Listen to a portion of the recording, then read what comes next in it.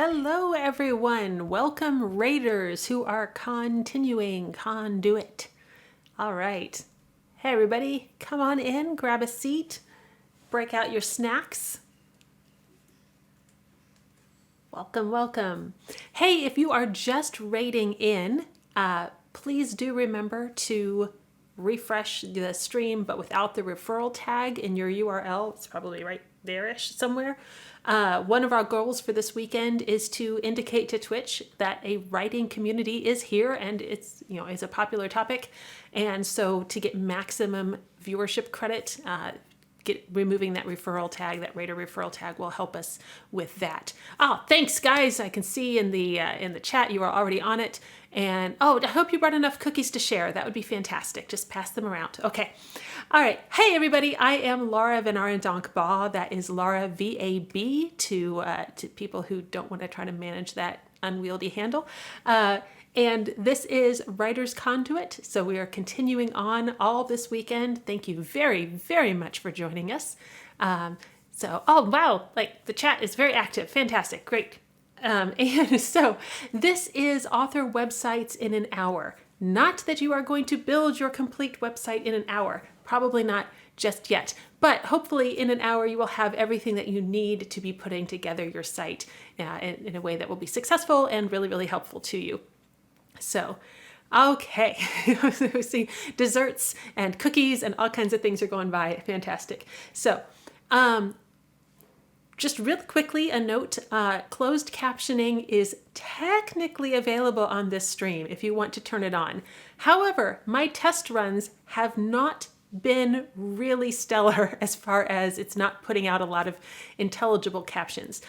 So if you're having trouble with it, please be aware that this will be on replay on my YouTube channel with human-checked captioning. I post all of my videos with human-reviewed captions over there. So if it's not working well here, that will be available later on. Okay, and then as far as other events go, make sure that you check, oh gosh, let me just see. I put a list in the chat of our commands that are available to, to use in the chat. I can't type and stream at the same time. So right here, I'm just going to do a quick demo in the chat. Maybe, please work. There we go. There we go. So you can see what other things are going on at this time and check out that everything all weekend. We have so much stuff. I'm so excited. Okay. Focus. Let's get this. So we got a lot of things to get through here. So let's jump right on in. Just real quickly, so you know if you want to hang out in this stream or go check out any of the other awesome things that are going on at this time, here's what we're going to be talking about in this stream. Do you even need a website? Spoiler, you do. How do you pick and set up a domain name? Where are you going to set up this website? What kind of hosting are you going to use? What needs to be on the site? This is a big, big chunk of what we're going to be talking about. And then security and maintenance and just keeping everything there. So, okay, doke. Yes, Pleasant Fantasy. Yes, Twitch, please notice us. We're important. Okay, so I decided to cut straight to the spoiler. Yes, you need an author website. There's several reasons for this. One, I used to hear a lot. Fortunately, I'm hearing it a little less often now, but I used to hear a lot, oh no, I'll just use social media. I don't need a website. I can have an author Facebook page or, whatever, fill in the blank. Social media is not really a stable platform at the very best of times. And if you haven't noticed in the last couple of years, it's been really volatile. Not just, people getting sick of politics and not wanting to engage in a lot of public forums, but also, political shifts resulting in platforms changing who, trying to make any overtly political statements because I'm an American. So it's been very dramatic here. But we saw whole new platforms surface for political purposes. We saw, things were on fire over here. And it was very, very easy to get lost in all of that. And if that was your primary way of reaching your audience, at the very minimum, you had to cut through a lot of noise. And in the worst case, you could lose a lot of things. So what you want to do, of course, is to be able to reach the people who are most interested in what you have to offer. And social media is increasingly becoming something like it's no longer free to reach people on this. The reach of an unsponsored post on Facebook is something like 4% now, right? On a business page or an author page or a fan entity page. So yeah, like that's not something I cannot afford to pay to reach my audience on those platforms. That needs to be something where I can keep in touch with people to a degree, but where I absolutely have to contact them, like, hey, I've got a new release out, you please buy it. I need a reliable way to get to those people. And honestly, a lot of our readers, a lot of our fans don't know how to reach us on social media. Maybe I've got a private account for good reasons. Maybe, it just doesn't occur to them to look on Tumblr for you or whatever the case may be. So, we want to make sure that you have something that's going to pop up reliably in a search engine if they're looking for you.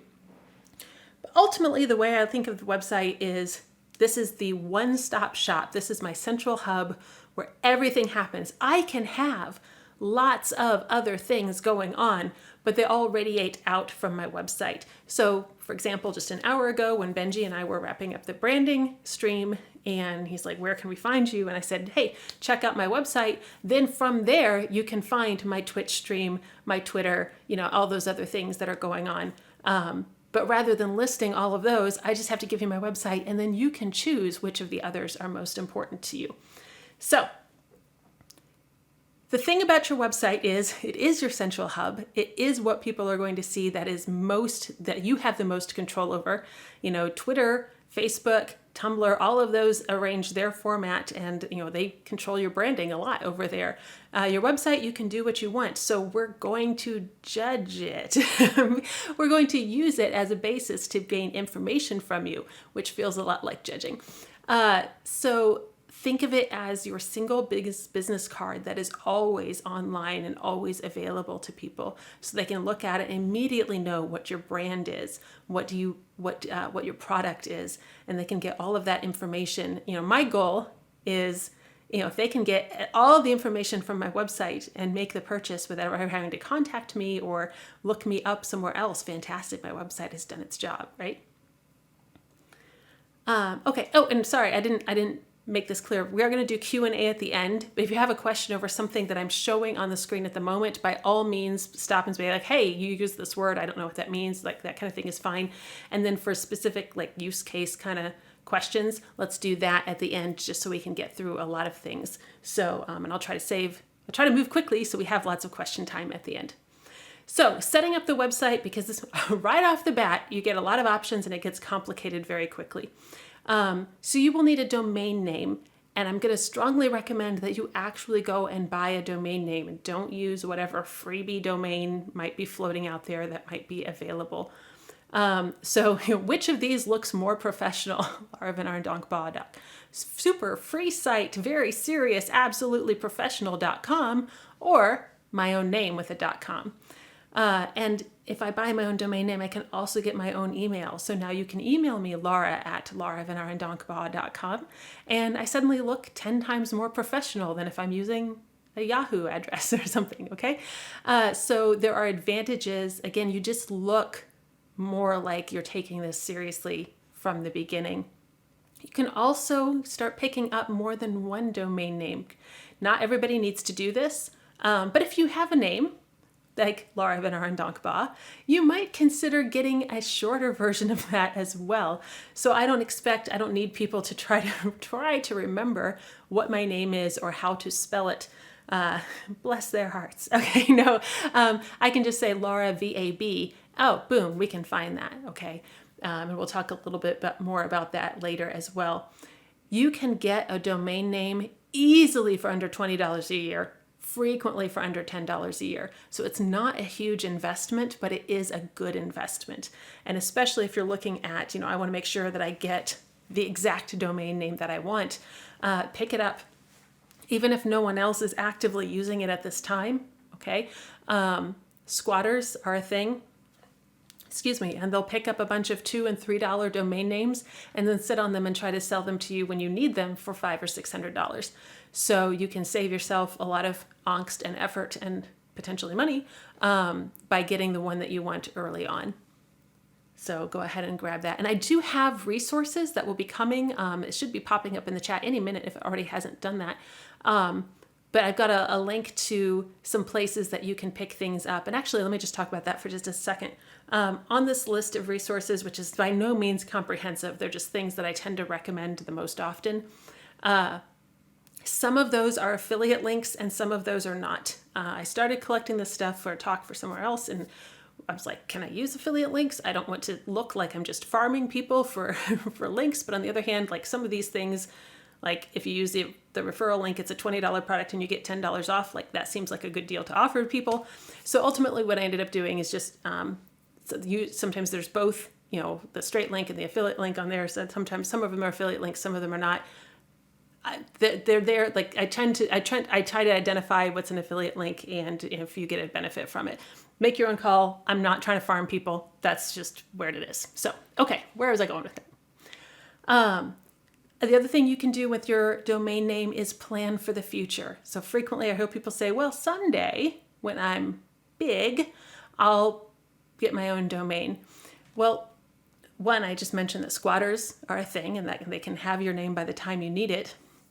Also, like, when is someday? When is big? Okay, like you need some quantitative parameters for these decisions.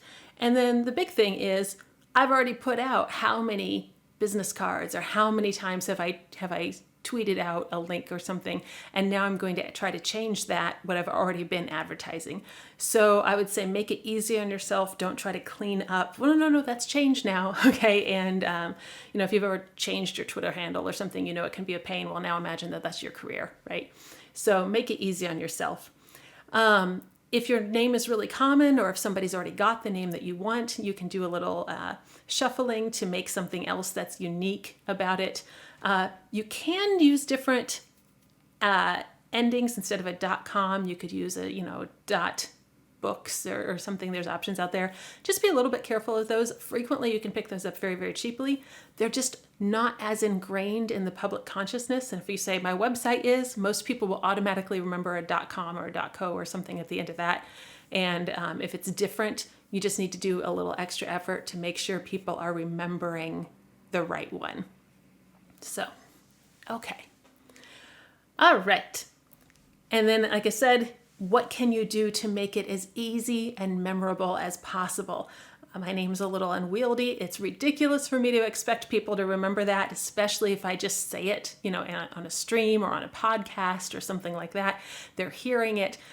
So I've got it into a way that I can say, hey, my name's Laura VanArendonk Baugh. My website is lauravictoralphabravo.com.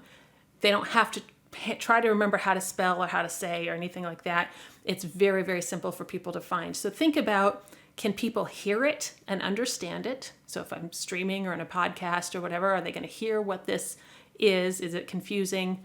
If I'm listening to it, can I hear it a couple of different ways? And can they remember it long enough to then go type it into their phone or something else? So choose your domain name that way. And like I said, it's not necessarily a bad idea if you have something that's potentially confusing to pick up more than one. You can point them all to the same website. Okay. All right.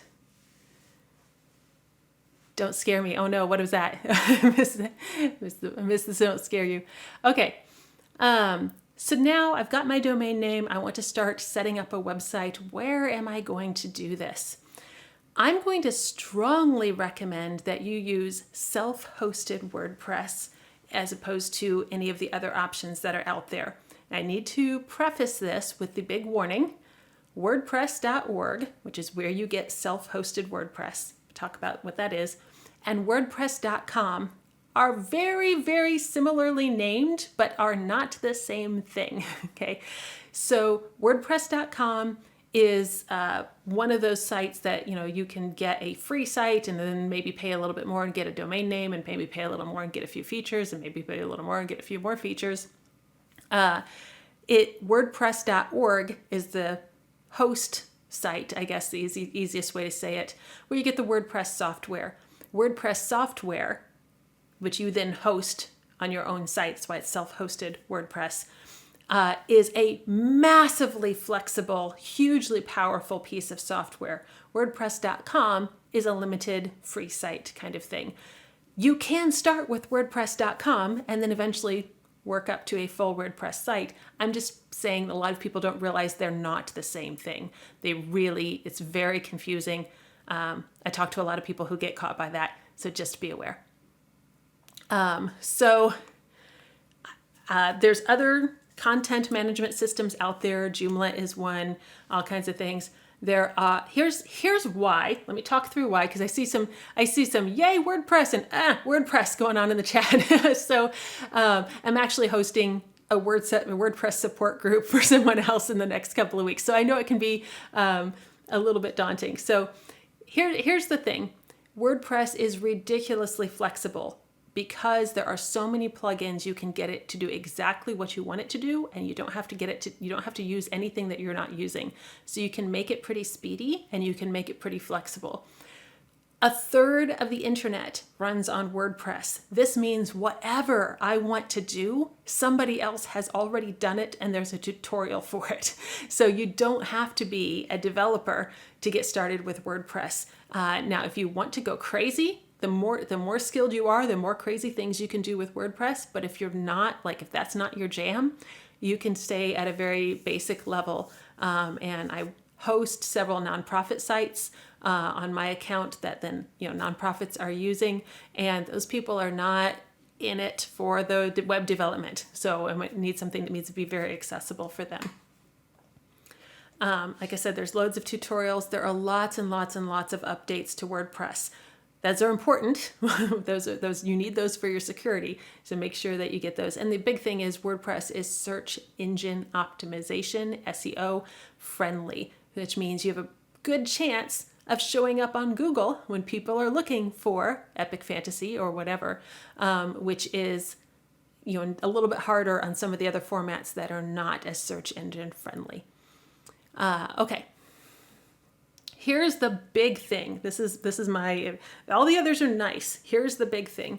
If you are using a proprietary website company, so Wix or Squarespace or any of those that it's their software and their ecosystem and their environment, it's theirs. It's their proprietary system. You can't just drop that in a suitcase and take it over and pick it up somewhere else. So if the service gets bad, if the rates go up, if their speeds get really slow, whatever, they know you don't have any options to move your website. You can leave them, go somewhere else and start from scratch, which is a huge pain, or you can stay there and keep paying their price hikes or whatever. With WordPress, because 1/3 of the internet runs on it, it's open source software. With WordPress, if I'm on a host and the service degrades, I say, hey, thanks, it's been fun. I'm going over here now. I click a button to save, I click a button to upload, boom. So I have so many more options, and I will tell you, over the years, I have changed hosting services several times as service degraded and I got a better offer over here or whatever. And that gives me more flexibility, which means they have to be more competitive. So there's a lot of advantage to having the option to move if you want to. Okay. So as far as hosting goes, there's lots of options to do this. If you are starting out and you have a relatively normal author website, meaning you're not doing a ridiculous amount of shopping cart traffic every day or that kind of thing, what is called shared hosting is probably going to be sufficient for you. And these are things that you can get usually pretty good deals on. These here, DreamHost, Namecheap, Bluehost, HostGator, these are all fairly reputable companies. There are others too, but these are the ones that you will probably see out there most often. A shared hosting account on any of these should cost you under $50 a year. Guys, I'm telling you, Black Friday, if you're in the States, and if you're international but using one of these companies, you can still grab their deals. Black Friday at the end of November is one of the best times to grab hosting deals. They are insane. I've seen them for like $2 a month. You can do great deals then. If you are getting a ridiculous amount of traffic, you'd probably want to upgrade that hosting plan. But if you're getting that much traffic, you can probably afford to upgrade the hosting plan. So there. So just pausing for a second. Are there any questions on this while I grab a drink?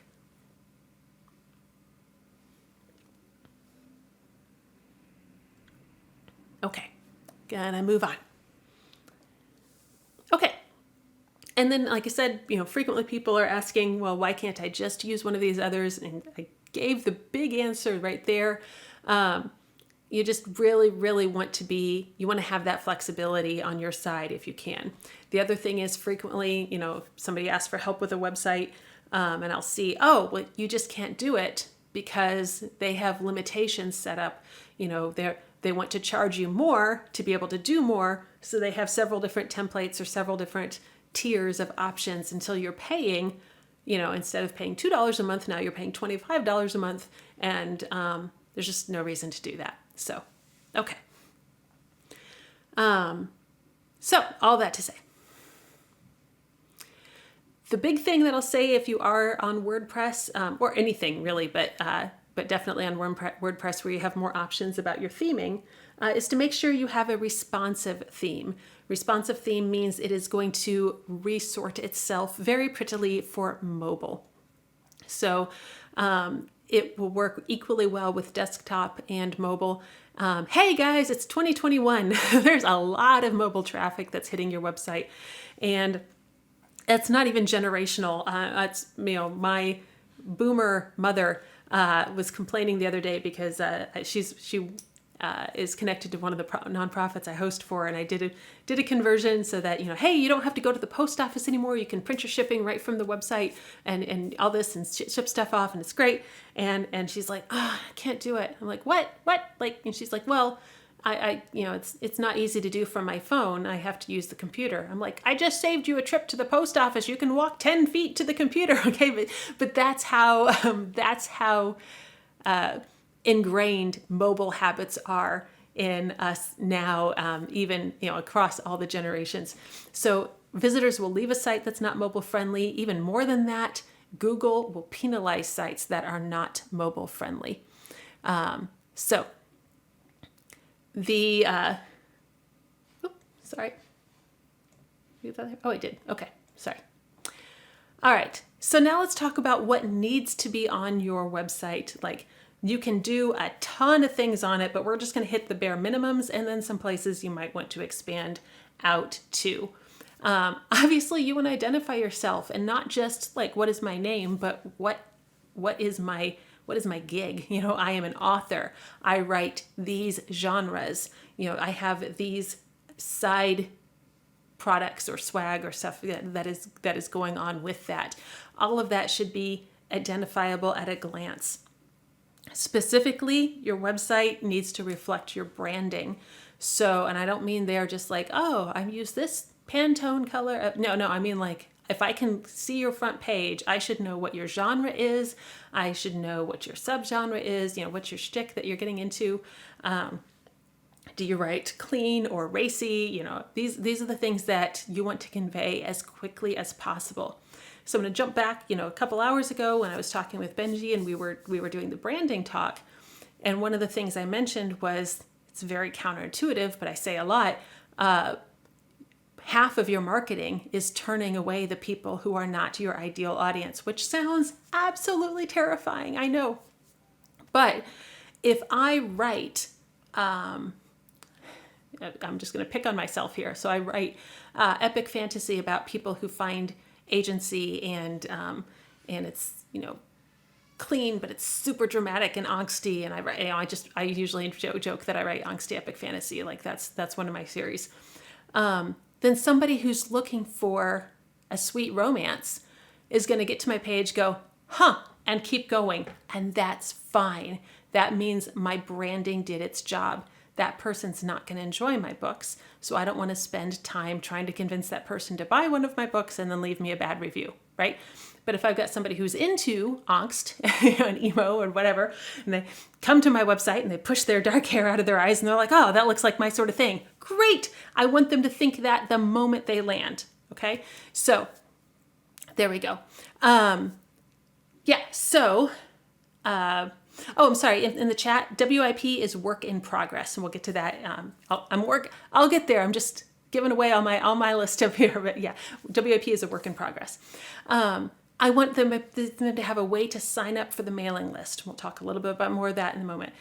They should know how they can buy my book, whether they can get it directly off my website, whether they can get it at their online retailers or their local brick and mortar store. There needs to be a way for them to know how to most efficiently for them buy my book. Contact and my social media information. It's not that social media is bad. It's just not going to be my only source of being reached by the public. But once they're on my website, I'm happy to also share my social media with you. Do I have a backlist? Do I have one book out, or do I have 15 books in the past that I would love for you to still be buying? Okay, so I can be promoting that backlist. Current and coming titles. What is out now? What will be coming out, and when is that coming out? The status of a work in progress. So right now I'm working on a series. Book number 4 is in process. If you drop over to my website, there's a meter on the bottom of the page that shows how far I am on book number 4. So people know, how that's coming, and they know it's still making progress. I swear it's still making progress. Okay. Events. Things like this is on my calendar on my author website. So people know that I will be, my average people who are just readers, and I don't mean that in a derogatory way. I mean, they're not authors as well. So they may not be interested in, this specific kind of talk, but sometimes I'll go to a conference that is both an industry talk and a fair and a book signing as well. So then people can see, oh, there's going to be a signing there, or I'm really interested in the behind the scenes or whatever. And of course, authors love trading events back and forth. And then a blog. So if I have information that I just want to be chatty and share with people. And some people will be like, you don't need a blog now. We have social media for that. I think you can totally have both, and I use both. So we'll talk about that as well. Okay. I'm going to need to update my website, but now I'll be able to do it right. Yes, that's the goal. Maybe not in an hour, but you'll have all the info. Let's go. Okay. All right. So let's talk a little bit more about branding. When you hit a website, like I said, I should know immediately what your tone, what your brand, what is it that you are offering me. And you can do this just with the colors, the fonts, the images in particular, the tone of your text, what copy is on there, all of those sorts of things. So, hey guys, we're going to play a little game in the chat. So these are 3 author photos. What do you think author A writes? Just throw stuff in the chat. There's no wrong answers.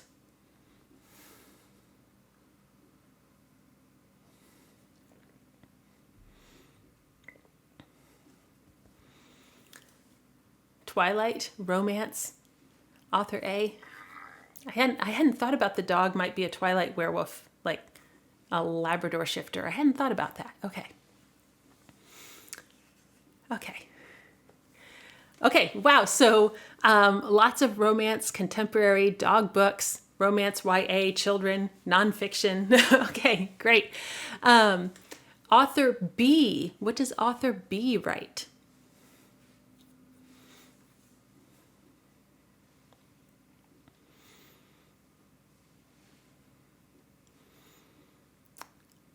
YA, contemporary, country western, okay. Police stories, romance, magazines and teen books, romance, okay. And then author C. Give me a guess for author C.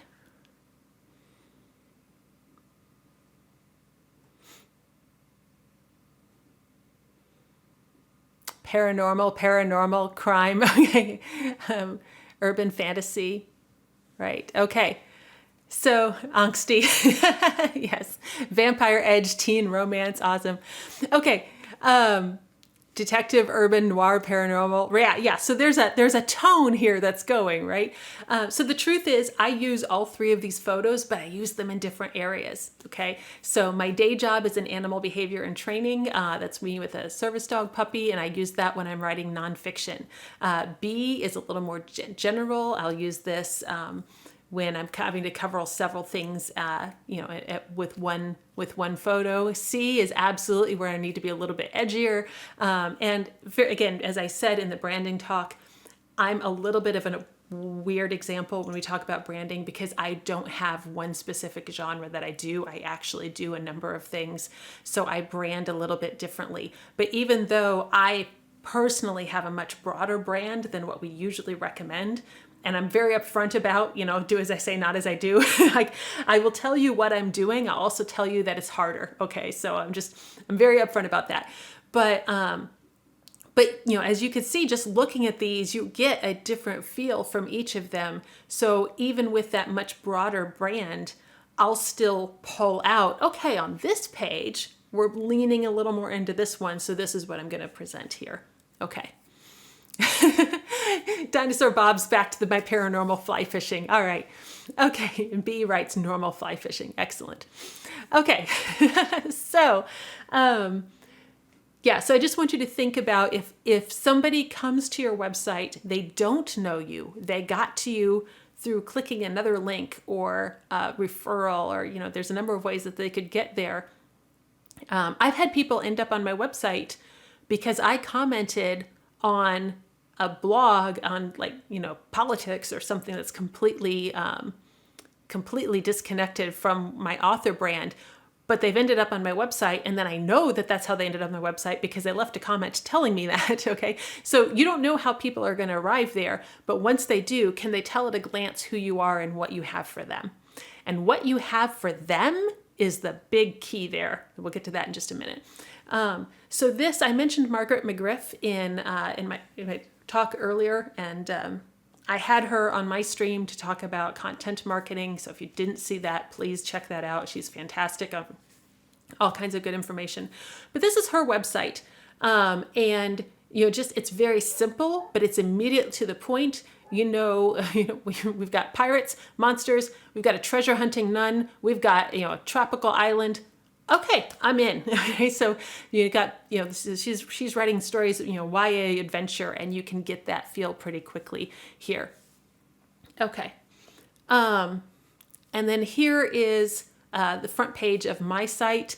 It's a lot more complex than Margaret's is. It's got a lot of moving parts, and there's, probably some advantage to hers being a little more streamlined. But what I wanted to show here is you can see it immediately. Okay, these are the novels. These are the short stories. Here's where to get the newsletter. Good. Okay, and you can move straight on through that. Okay.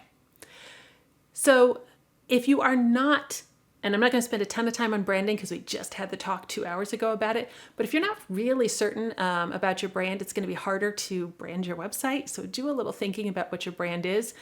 Basically, it's what you're offering to people, what makes your product, what makes you more interesting in this particular area than anyone else.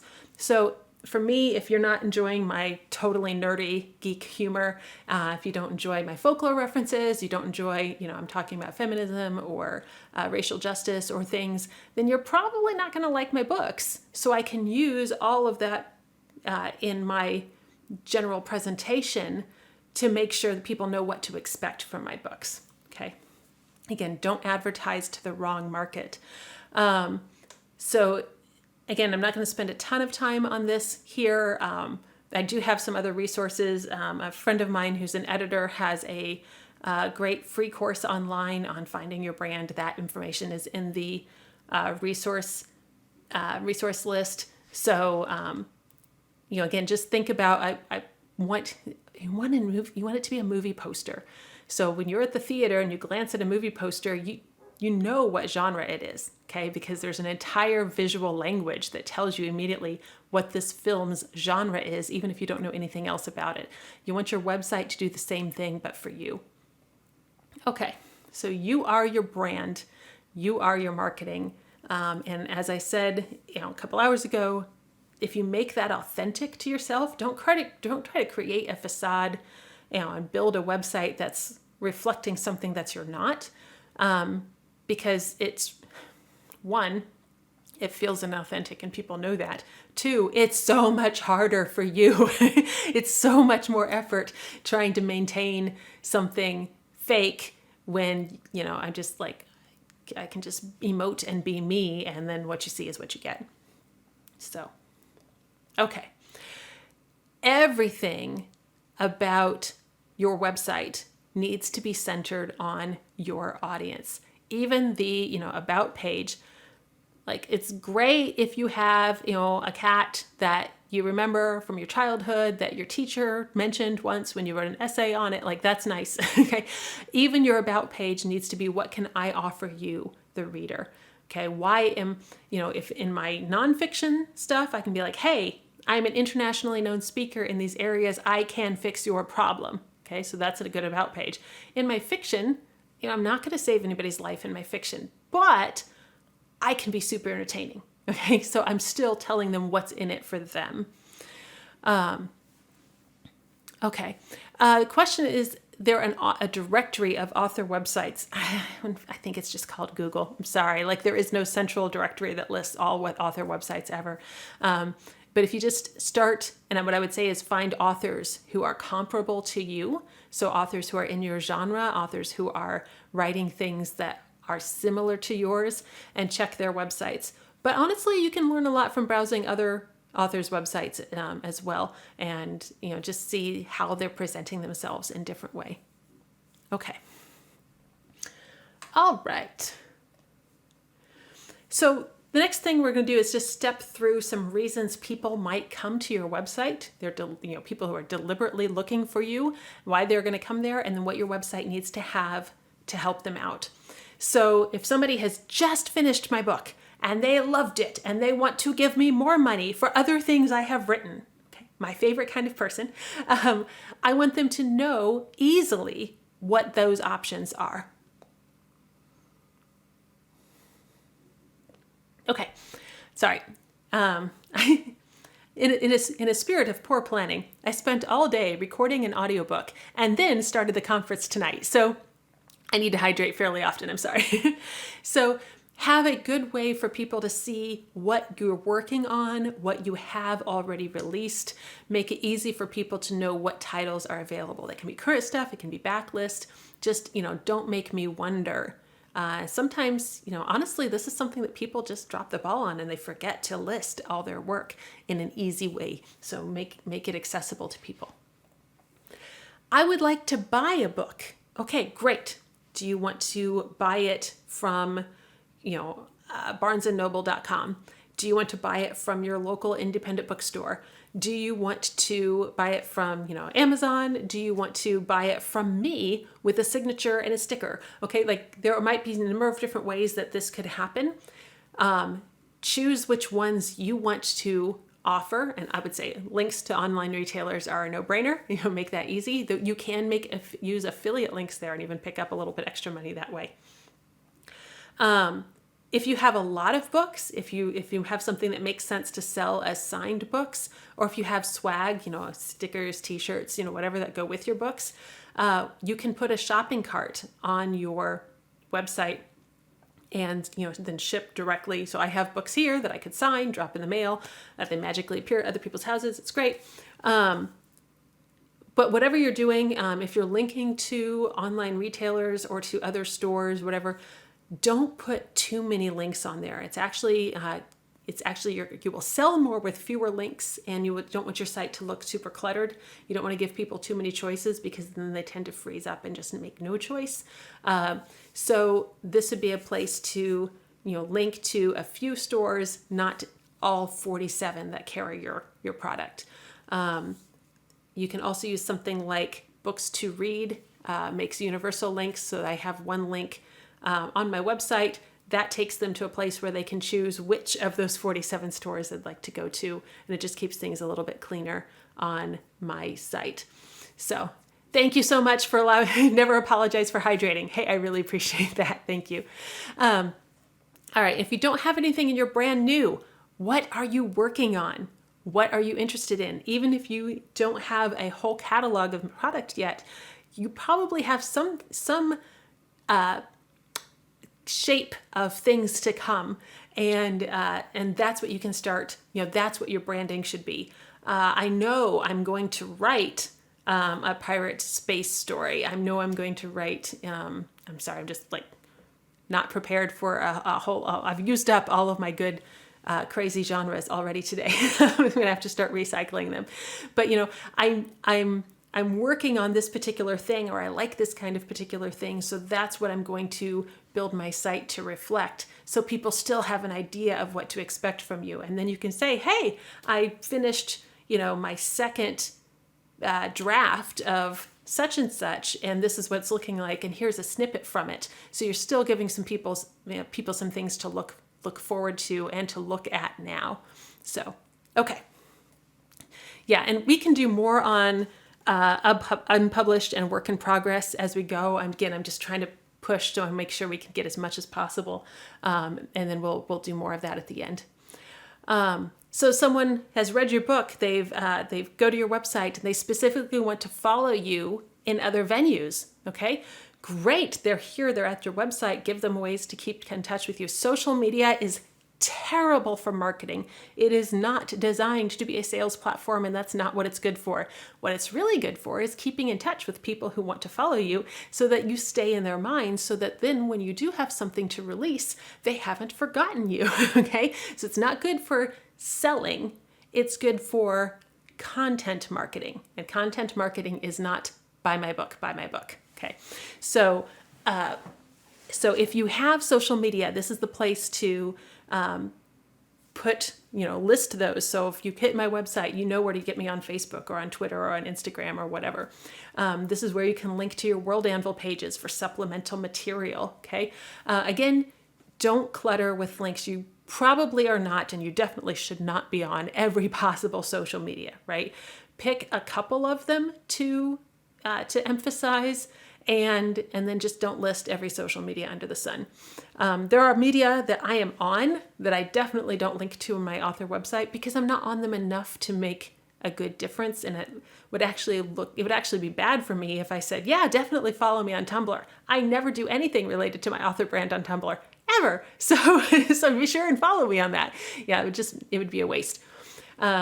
So also have a contact form, so that when people want to invite you onto the stream for an interview, or when people have questions about your book, or they just want to tell you, hey, I read this and it was amazing, make sure they have a way to do that. And then if you're really schmancy, you can have a press kit for your book. But I'm going to tell you, get everything else on this done first. Press kits are the icing on the cake. They're probably like the second or third tier of icing on the cake. All right, let's get the rest of the website done up first. When you're ready for ready for a press kit, grab a screenshot. This is your press kit list right here. But again, this is the lowest priority because you want to get everything else done first. Because if your website's not great, nobody's going to dig through it to look for the press kit. Okay, so make sure the other stuff gets done first. Okay, and where I said that here is all of this press kit exists in a PDF or in a zip file with all these parts in it. So it's really easy for a reporter or somebody to just download. So you didn't miss it. It's still up there. Okay, sorry. Press kit is let's go big. If Oprah calls and says, I really need Laura on my show, that's never going to happen for so many reasons. But if it were, then Oprah's people would download my press kit to prepare for my appearance on Oprah's show. Okay. Is Oprah still on? I don't know. Okay. Surely Oprah's still on. Okay. All right. It has other uses too, but as the name implies, it is for the press to use or for anybody to use in a publicity kind of setting. And again, it's not a priority until you have everything else arranged. And it may not be a priority then, but it's not a bad idea. You just have other things to do first. I will point out a one page or a one sheet. You will hear them called both things. That is in the right-hand column here. It is, as the name implies, a single sheet of paper with all of this information about your book on it. And it is the kind of thing that you can carry into a conference, a convention, some sort of event, and hand to someone, and it's got all of your book on it. So if you are in a conversation with a buyer for Barnes & Noble, they can take your book, one sheet, and have that as potential to buy and order later. Excuse me. People sometimes also use them for queries if you're meeting with an agent at a conference. I don't think that's as common, but it doesn't hurt to have one handy. Okay.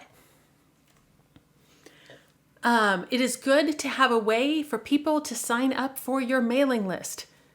It is good to have a mailing list. We don't have time to go into all of the reasons for that. But now that you have a mailing list, people need to be able to sign up for it. There's lots of ways you can make this happen. There can be a sign up form on the site. You can have a sidebar widget. You can have a pop-up. I don't care. Do whatever makes you happy as long as you have one. This is something where probably the most common way to get people onto your mailing list is to offer them free stories, usually related, doesn't have to be, to other stories that you're selling. Like, so here's my series, and then there's a prequel novella that you can get if you sign up for the mailing list or something like that. Be really, really clear with people what they're getting and that they're signing up for a mailing list. Don't be like, hey, download this story.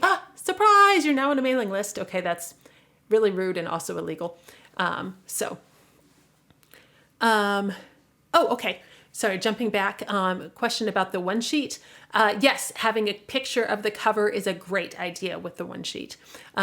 Less so if you're using it in a query. If you're pitching to an agent or an editor, your book probably doesn't have a cover. So in that case, don't include one. But if you have a published book and on your one sheet, it should have a cover. Yes. All right. Yes, linking to your Patreon page I would count that in the same way that with social media or World Anvil or anything else where you're like, hey, I am also here. Here is a place you can find additional material. Yes, good. Okay. So we're going to do the world's fastest covering of mailing lists. First one is you will see all kinds of terrible practices out there. You will even find terrible, terrible advice to follow those terrible practices. Guys, I don't care. If you're listening to this stream, you are probably in an area that has federal or international laws affecting your mailing lists. So, even if it's not something in your area, if you're trying to get readers in a place where there are and they expect that, it's a way to offend people very, very quickly. And I've got lots and lots of mailing list horror stories that we do not have time to cover. So just trust me on this one. I will back it up some other time if necessary. People need to opt into your mailing list. You cannot add people to your mailing list without their knowledge or permission. In the United States, you must include a physical mailing list in every newsletter you send. That can be a P.O. box. I have a P.O. box that I use for this because I don't like sending my home address to thousands of strangers. But again, that's something that's required by federal law in the U.S. There must be an unsubscribe link in your mailing list. And Europe has the GDPR, that's the privacy regulations that are governing mailing lists. That is not law in the US, but it is good practice. And again, if I'm looking to pick up European readers, and why would I not, then that's what they're going to be expecting, and I need to accommodate that. Violations of this are at minimum annoying, can be quite expensive. And so the really short version is don't just throw a bunch of names under your Gmail account and think that will work well as a mailing list. It's really not a great plan. You definitely want a mailing list service There are lots of them that are very expensive. There are also options that are really, really affordable. I have a couple of those in the resources list that is showing up in the chat. The two that I would check first, if you don't have a huge mailing list budget, I mean, if you've got the money, sky's the limit, okay? There's some great options out there. If your budget's not that deep, I use Sendy. That's what I use now. If I were getting started today, I would look at either Sendy or SendFox, and I have both of those links in my in that resources list that is going out there. Sendy is what I use now. Like I said, that's a referral. That's a referral link in there. SendFox is an AppSumo product, and I have a link in there to that, which is, if you're not currently a customer, is $10 off. So I think it's a $50 lifetime deal and $10 off. So 20% savings, something like that. Don't quote me on the numbers. But anyway, so those are the things that I would look at there. And again, having a mailing list is a great idea because social media is not reliable. You need a way to contact people directly. And that's all the time we have to say because this is not a mailing list talk. So if somebody comes to your website and their next, the reason for coming is, when is the next book coming out? Maybe you're writing a series. Maybe they just really like your work and they want more of it. Here's the thing. We live in a very, very busy age, and it's easy for people to forget you exist because unfortunately, they do have a life outside of me.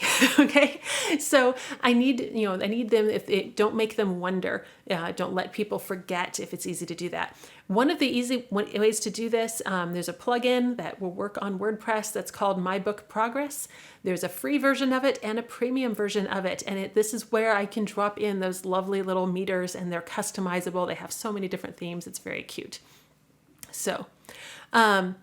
Yes, I have heard of Sendinblue, and I don't have a ton of, I don't have no personal experience, and I have only a few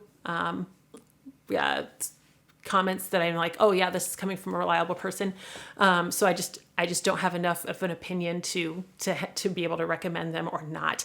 It's not anything's wrong with them. I just don't have enough information on that. So. That's it. I try not to say things I can't back on some level. So anyway, having some way, and if you're not using a plugin like My Book Progress, but having something that says, hey, here's what I'm working on right now. This is the progress I've made on it. So people can see that stuff is coming, that, they can hold their breath. Be great.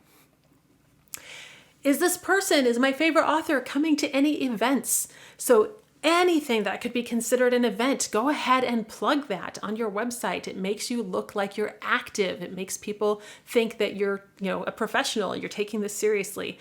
So there's all kinds of things that you can list. This is listed on my author website. So just make sure that there's things on there. And it doesn't have to be that you're the headliner at this event. If you're attending a writer's conference, go ahead and say that you're attending the writer's conference. Hey guys, I'll tell you, some of my, I'll just give you a personal story. Jumping back, I don't know how many years, 7, 8 years, I'm not sure. I'd read a book. I really liked the book.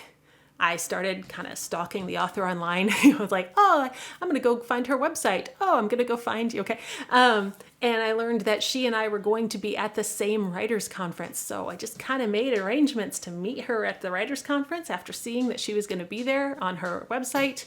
And yeah, now we're really good friends and we travel together, and, she lives in Japan, and I'm hopefully going to get to visit her again this year. Now, 2020 didn't happen. So 2021, yes, please. Anyway, so all that to say is, networking can happen with, just by mentioning where you're going to be, even if you're like, well, I'm not a speaker, so I probably shouldn't put it up there. No, go ahead and put it up there. Other people will be able to notice that.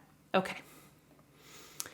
And then, like I said, blogging, a lot of people now are like, we have social media. I don't need blogs. I'm going to say blogs are still a good idea for many people. Now, obviously, if you hate blogging, don't do things you hate. Okay. Then you're not going to do it well. And it is better to do something else well. All right.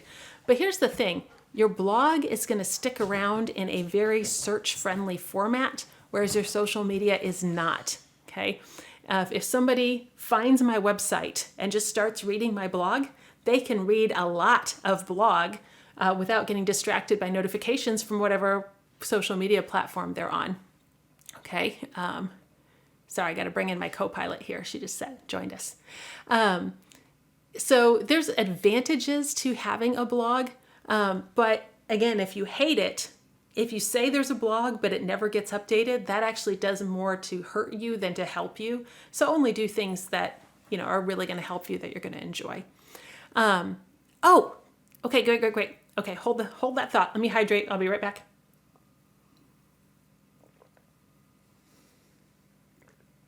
Sorry, I can feel my mouth starting to go. This is hour 14. What are you thinking? Okay. So, hey, coffee quills, possibly Japan. We'll see. I was gonna hike the Kumano Kodo, so we'll see. All right.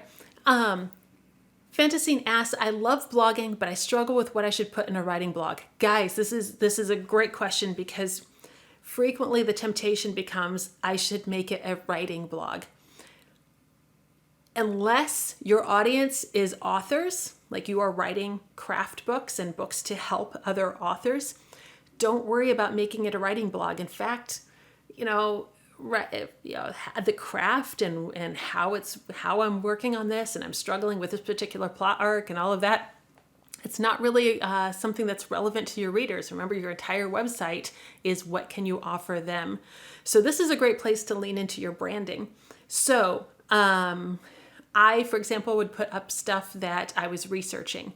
So I'm working on this story. Sorry, I'm just pulling things out of my memory here. I'm working on this story about carnivorous mermaids, and I'm researching infrasound. And this is what I found about infrasound. And here's a really cool fact about elephant communication. And here's a really cool fact about hallucinations. And then so I'm putting that stuff that I'm researching. I'm not just listing Wikipedia or anything. I'm like, it's an interesting blog post, but so I'm putting stuff in there, and then people who are like, really, hallucinations? And I'm like, by the way, book's out. Okay, so I got things that are going on with my brand.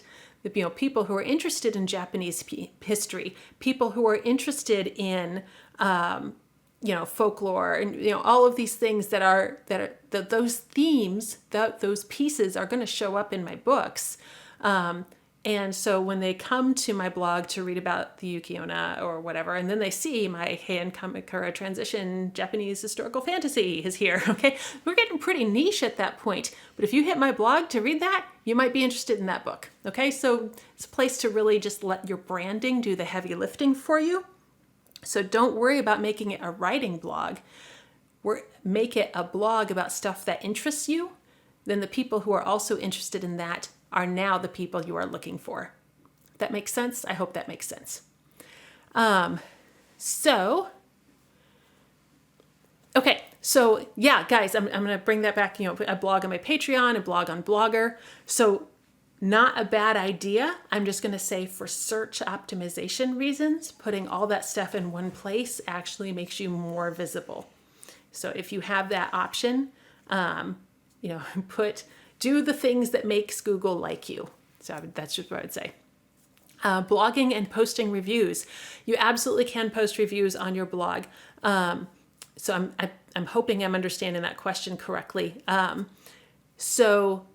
You can use your blog can cover a lot of things, because you can tag it, like this is my history category. This is my, when I do my business of creativity stream, that goes on my blog, but it's got its own category. So people who are interested in Japanese history, who are not interested in content marketing for authors, they can pick and choose easily what they want.